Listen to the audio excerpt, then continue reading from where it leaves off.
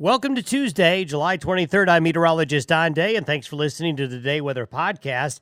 Well, think of any way you want to describe the weather over the coming days. Vanilla, average, generic, run-of-the-mill. All of those would help describe what's coming for the next several days across Wyoming and surrounding states, as it's about average across the board. Average highs, average lows, and this time of year, we usually have that subtropical moisture leading to some late-day thunderstorms at times. That'll be around.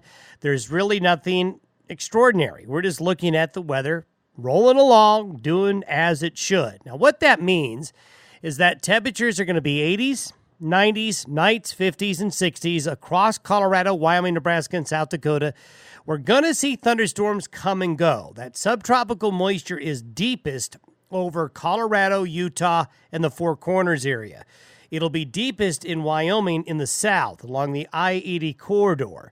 This will lead to probably the best chances for thunderstorms in places like Laramie, Saratoga, Encampment, Rawlins, over to Rock Springs, near Cheyenne, along and near the Laramie Range, then down the Front Range of Colorado. As we go through the week, that moisture expands more north and eastward into deeper portions of Wyoming, western South Dakota, western areas of Nebraska, and that will lead to your afternoon and evening thunderstorms.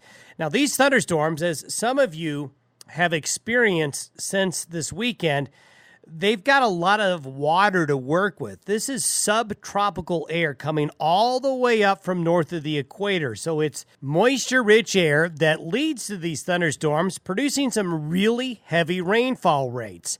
Late July and early August is the prime season in Colorado, Wyoming, western Nebraska, and South Dakota for flash flooding. Some of the biggest floods in the area historically have happened in late July and early August. The Big Thompson flood in Colorado, the Cheyenne flood in 1985.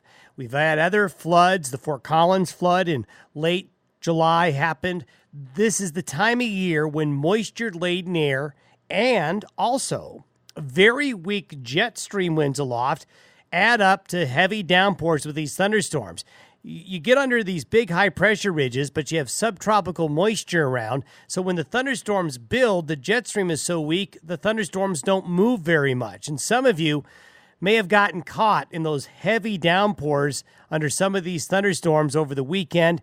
And in some areas of the region, we saw that yesterday as well. So keep your distance from creeks, rivers, and streams in late July and early August.